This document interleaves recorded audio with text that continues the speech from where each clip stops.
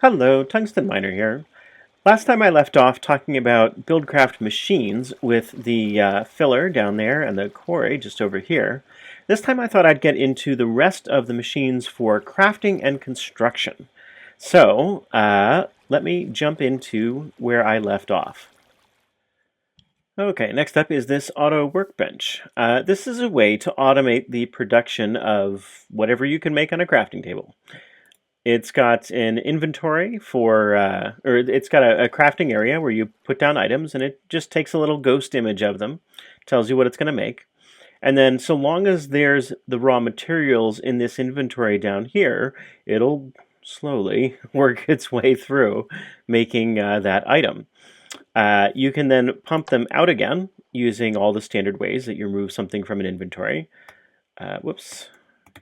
Provided you remember about your transport pipes and getting them facing the right way. Yeah, so that's going to pull all those things out, and so long as you keep providing more raw materials, get myself some sticks here, it will carry on with the job. Okay, so next is this advanced crafting table. As I mentioned, the auto workbench is kind of slow and not super, well, productive. This thing is kind of the next step after that.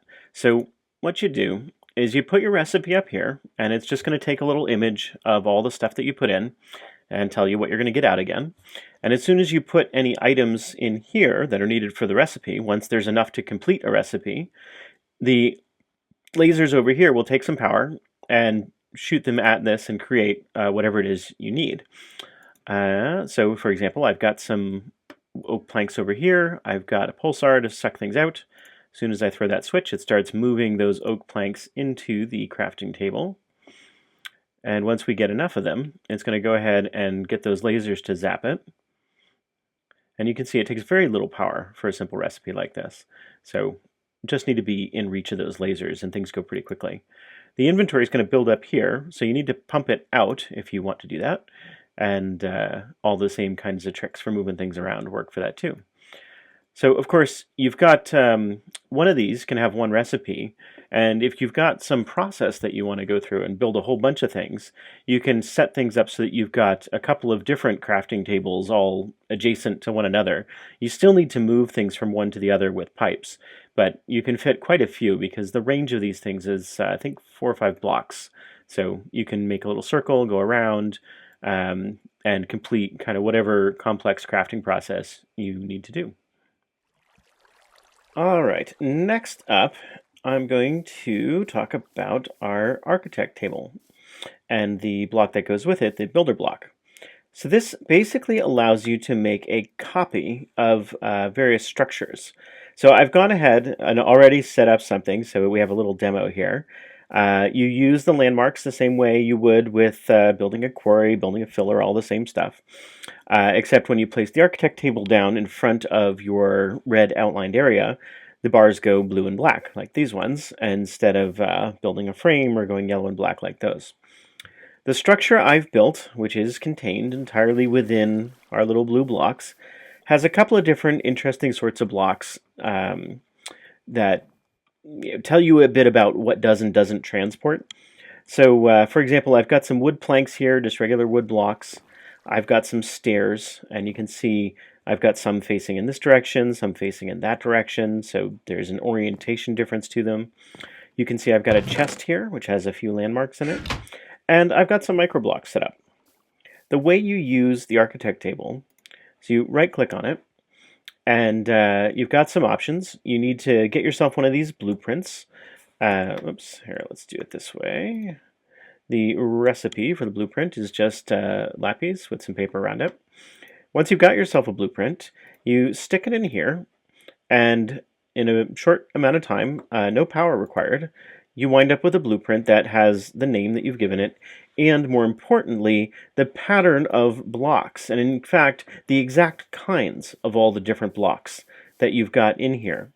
Now, you can also use a template, which is this guy right here, and the recipe for which is just a ink sac usually, but any kind of black dye, I guess, in the center there with paper all around.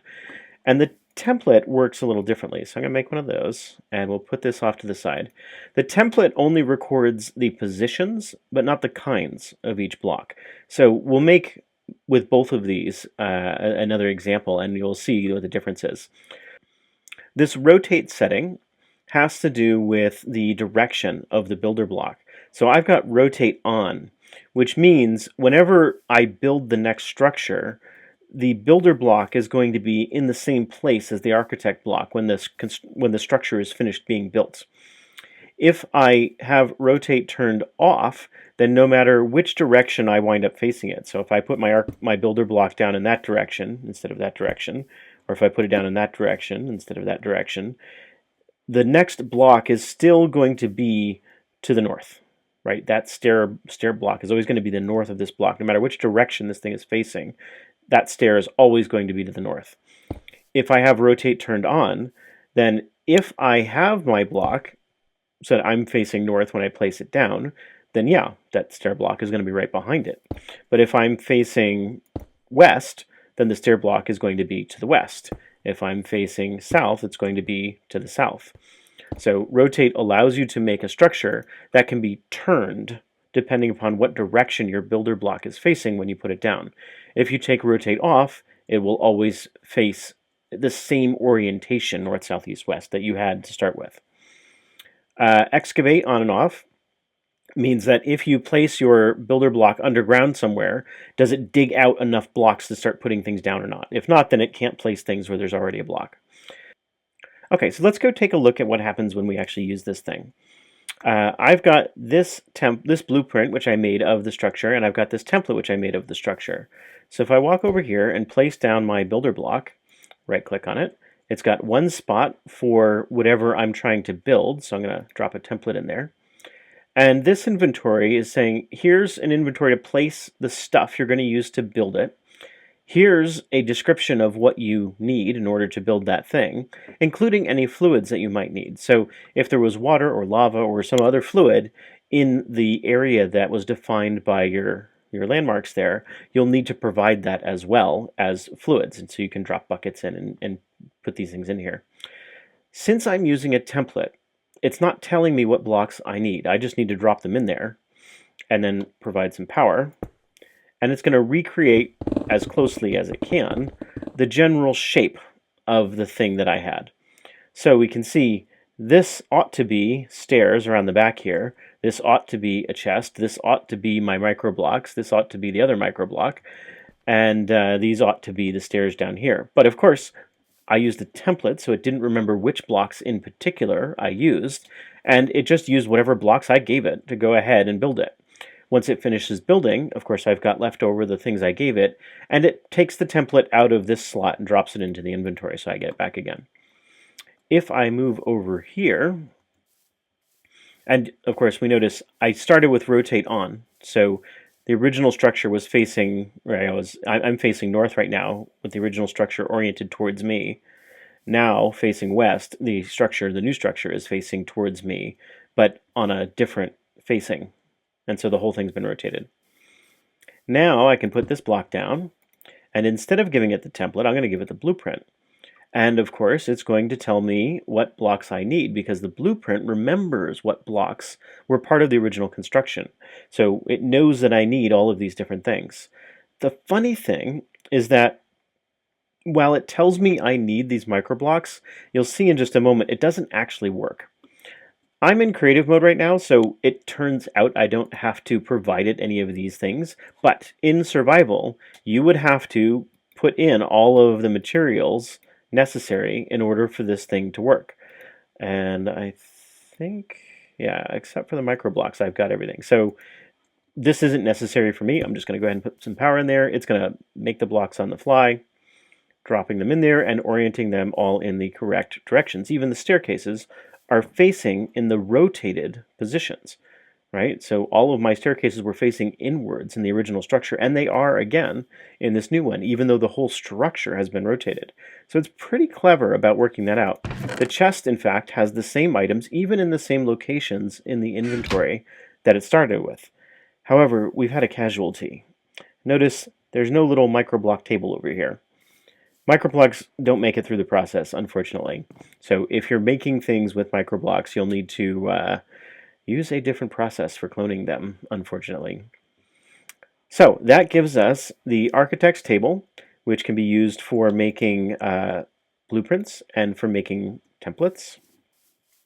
And that gives us the builder block, which is used for taking those things and popping them back into the real world. Okay, the next machine to talk about is this electronic library. It kind of goes along with your architect table and your builder block. When you open up its interface, it allows you to take a blueprint that you've already created with your architect block and drop it in here, and it's going to copy it into the library block. And then if you take an empty blueprint and drop it over here and pick one of the ones you've got saved, it will copy it back out again. So you can reuse your blueprints for lots of different things. You don't have to make one for each and every item. You can store the blueprints that you've already created in your library. If you decide you're done with a particular pattern, just hit delete and off it goes. Okay, next up I'm going to talk about Pathmarks. These allow you to define a path along which your builder block is going to repeat the same structure over and over again. So you can see over there, I've defined a little structure that I want to create all along a certain line. So for example, if I were building, say, a castle wall or something that had maybe a complex pattern to it, and I didn't want to have to manually, by hand, repeat that pattern over and over and over again, I'd go ahead and use my architect table, drop a blueprint in there in order to capture that cross section of the wall, and then set up my path marks to define where I want the wall to go.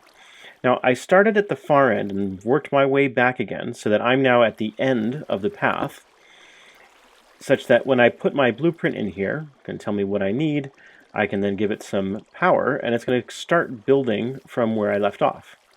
And it's going to work its way down to the beginning of the path, following whatever path I laid out.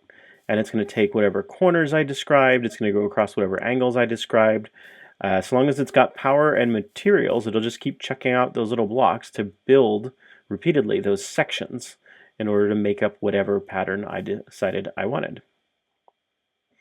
You notice it's not super precise, right? It kind of missed this first segment and it went around this curve in sort of a funny way. It's partly because I've got such a large pattern relative to the size of the path that I defined. So you'll have to experiment a bit and find out what works for you. But once you work it out and you've got the thing doing what you want it to do, it can save you a tremendous amount of time by building large chunks of a structure all at once. Okay, next up is the stripes transport pipe. Now, this isn't technically a machine, but it kind of acts like one in a lot of interesting ways. So I included it with the construction section here. In this chest, I have a bunch of cobblestone transport pipes, just ordinary pipes. And I've got an extraction pipe here, and I've got this stripes pipe on the end. Now, what the stripes pipe does is anytime an item enters it, it's going to behave as though the user right-clicked on the block in front of it with whatever that thing was, right? So in this case, I've got cobblestone transport pipes, and if I were to have one in my hand right now and right-click right here, it would add it to the length of the pipe. So let's see what happens here.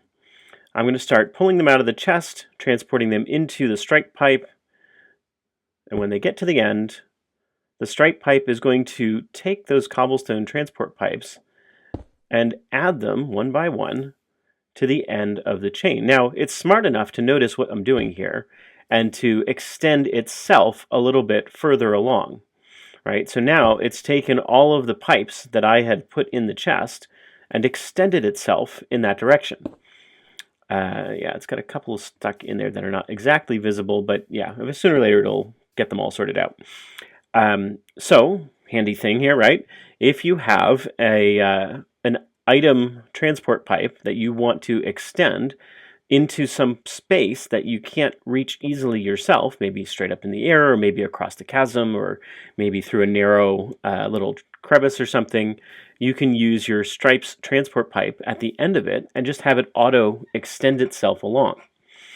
Now, another thing you can do here is, let me get myself one of those, and we'll trim this guy back to here, put my stripy guy there, and maybe the thing I have inside here is a hoe. So I can take my wooden hoe and have that come out, and it's going to right-click that area just in front of it, which is going to till the dirt. And if I had some seeds, I could put them in there and that would grow the seeds. And if I had some fertilizer in there, I could come back and fertilize the plants. So whatever it is that you've got in there is going to right-click the area in front of the strike pipe. Okay, next I'm going to talk about lenses and filters. I kind of forgot these when I was doing transport pipes, and I probably should have mentioned them then, but better late than never. So here's a lens, here's a filter. The recipes for these things, pretty straightforward. For the filter, you use a bit of iron bars, whatever color dye you like, and glass. You can also, I believe, just use the dyed glass instead of having both, but whichever way it comes out. You wind up getting 2 of these filters. And the recipe for a lens is pretty much the same thing, except it's minus the iron bars. Okay, so these things work just like those lazuli and diazuli pipes, right? Remember, what they did is they added those little colored boxes around things that passed through them. Well, as you can see, I've added this lens between the diamond pipe here and this quartz pipe. So anything that comes out this green side is going to get that green box because I put a green lens over there to match the colors, right? Over here, I've got a yellow lens going out the yellow side. And as before, I've left the red side with no filters at all. So stone is going to go down the green side and get the green marker from the lens. The dirt is going to go through the yellow side and get the yellow marker from that lens, and everything else is going to go down the red side. I've got a box here which has the same 3 things, stone, dirt, and some oak planks. And I'm going to toss down a lever over here so we can see how this works. And out comes the stone. And we should expect that to go down the green side, and we should expect it to get green paint around it. And we're going to have the same thing happen eventually when the dirt starts coming. It's going to go off and get sent down the yellow side. And of course I've got my iron pipe here so that instead of things randomly going back and forth, they're going to go straight this way. And over here I've got a green filter on this side and a yellow filter over on that side. So we're going to see all the green painted things go through the filter off to that side. And you notice, even though this is a regular quartz transport pipe, the filter makes it act kind of like a clay pipe. It's going to draw those things of that color along that side. So even though quartz isn't an insertion pipe, it's actually going to prevent green things from going further along if there's a filter right there. Here comes the dirt, having come out the other side, all painted yellow. And of course, instead of going left, it's going to go right, because there's that yellow filter that's going to draw things into that chest. And once all the dirt has made its way through, we're now going to see all of the wood coming through, and the wood is, of course, not painted at all because it's not going through any of the filters. I could very easily add a red filter here and paint it red if I wanted to. That's kind of the nice thing about using the filters instead of the lazuli pipes, is the whole setup becomes much, much simpler. And in fact, with these filters, it's very, very easy to have a really densely created sorting system of diamond pipes leading to diamond pipes leading to more diamond pipes, where all of the items wind up just passing through filters of various kinds. And here, as we can see, both of those filters are considered closed for the wood because it doesn't match either of those colors. And so it just passes straight on through down to that. Okay, I think that is everything I'm going to cover for BuildCraft. If we take just a quick peek here, we can see BuildCraft pipes. We've got a whole video about transport pipes and so on. We've got another video about fluid pipes, and we've got another video about kinesis pipes, so I think we've covered these pretty darn well. Had a whole video about gates and everything that's involved and all the different kinds of gates. We have not talked about robots, so I'm going to have one more video on BuildCraft to talk about robots. And we have had a video or two, actually, on all of these various machines. So our different engines, our landmarks and pathmarks, the quarry, the filler, building blocks, architect tables, all of our lasers and assembly tables.